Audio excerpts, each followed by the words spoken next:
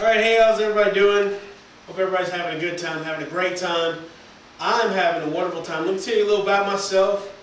My parents are black, ironically. People don't believe that, the way I talk. But my mom's from Texas, my dad's from Philadelphia, military man. And where did he decide to retire but here in Georgia? So I grew up in Georgia, been here my entire life. And now everyone else is really confused. How could somebody who grew up in Georgia speak the way you do? Well, it turns out a really good cure for the southern accent is getting whacked in the back of the head. And my dad was a pro at that all the time. And the whole speech thing really got to me as I was growing up. Being able to talk like this, being able to talk the way I do talk, it has never come out as a good thing. It has really been a hindrance for me. You know, you try to get a girlfriend, first girlfriend over the phone, and she calls me and we're kicking it, set up by a friend. And about an hour into it, I was like, well, how do you know, would you consider going out with me? And she actually said, sorry, my dad won't let me date outside my race, so I'm not allowed to date white guys. Said, I'm not white, I'm black. And she called me a liar, a duty head, and hung up the phone. And it never got better from there. Although I did have another phone relationship, and it went on about 8th grade. And it went on for a while. All summer we talked on the phone, talked up all night. You know how kids do. And we decided, yeah, we're going to meet up at Six Flags. Finally get to meet this girl. Now, she sent me a picture of her, so I know what she looks like. But I never sent her a picture because I didn't want her to have my house address, because she might be psychotic for all I know.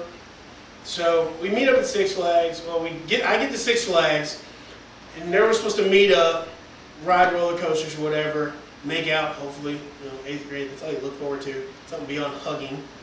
And I see her, you know, a little ways away, I go, hey, how you doing, it's me.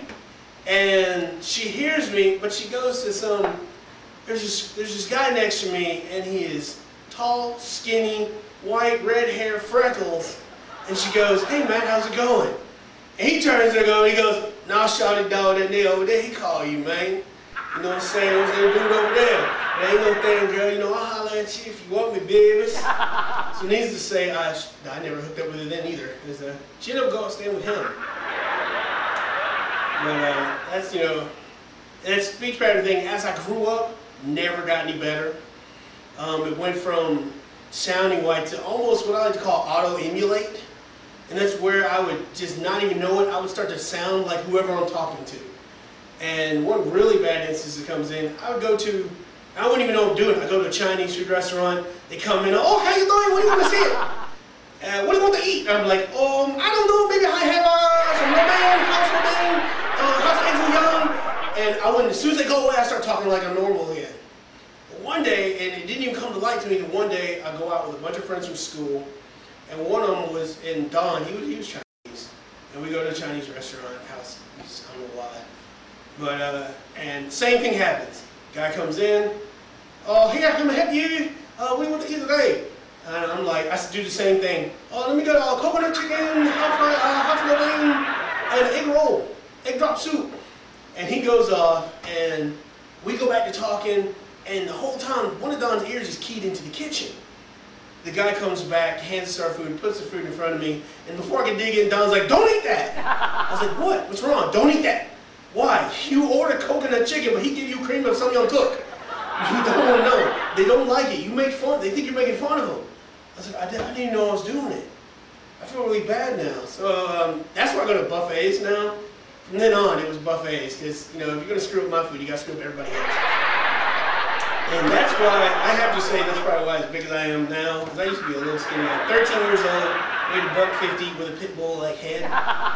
And you know, I was an anti-weeble wobble. You just push my forehead in the fire. But I love buffets. I love going out to eat. I love eating, and I love the holidays. That's why I love the holidays. Except for one holiday, I don't like Halloween. I can't stand Halloween. I know everybody is like a fat guy that doesn't like Halloween. That's some crap. But it's true. I don't like Halloween, and I always get all the tricks. I used to get them all. Flaming dog crap on the door. Eggs at the door, flaming dog crap on the porch, toilet paper in the trees. Every year, same thing. It wouldn't be so bad, but I live in an apartment. And I'm like, this is crazy. And then when it's only my door, and I figured it was the punks in the neighborhood. Turns out it's parents. They're pranking me, and I kind of understood because, I don't know, of all the normal candies, Three Musketeers, Twix, Snickers, I'm handing out Jaeger. And, you know, I got a friend gives me Russian vodka candy. I didn't know how well that worked, but I'm handing it out, and I'd only do it because it's a lot easier to bag snatch when an 8-year-old is buzzed. So, like I said before, I grew up in the South. How did I last this long without being beat up or dragged down the street behind a pickup truck? That voice emulation thing actually starts to come in handy. One day I'm in North Georgia, I'm trying to get some ice cream. I'm on my way actually to Philadelphia with my dad. And I go, I'm like, I want some ice cream. I go into the parlor to get some ice cream. And I mean, as soon as I step in the door, it's like a scene from the Old West. Everybody stops moving, the fish doesn't even swim at this point. And my first thought is, oh God, let me turn around before I get lynched. And before I could actually get out the door, the person behind the counter goes, how may I help you? I turn around, I'm like, hey, I just want, you know, 2 scoops of ice cream, waffle cone, and I'm on my way. And while they're making the ice cream, this old guy, and I mean, you could tell he was old school because he still had his Confederacy hat on. I think it was an original. And he comes in and goes, we don't like your kind around here now, boy. You better get on before you get hurt in here. Now, one thing I've learned about people from the South, the more you sound like them, the more comfortable they're with your presence. They start to ignore some things. And so without missing a beat, I just simply go, look man, I'm sorry. Look man, I'm just trying to get up here. Maybe the power don't go up more. See the races, I got Coach Stewart got to win this one, and I know it. After his one good eye almost fell out of his head, he slowly taps it back and he goes, all right, now y'all have a good time in the races. Turns around and leaves me alone. I get my 2 scoops and I take off. And now I've been to weird places, I've seen things, and I've done a lot of stuff. But I thought my voice was unique. One day, broke down on the side of the road. And a Honda pulls up. And it slowly stops. And this old Korean guy, got the mustache, straight black hair, and it's very, I mean, you can tell he's very much a Korean individual. And he comes out, slowly walks over to my car, gives us a little nod, and he goes, excuse me, can you tell me how to get to the next town? And so I just say, oh no, I'm sorry, I couldn't help from here. All right, thank you very much. That's it for me. Good night.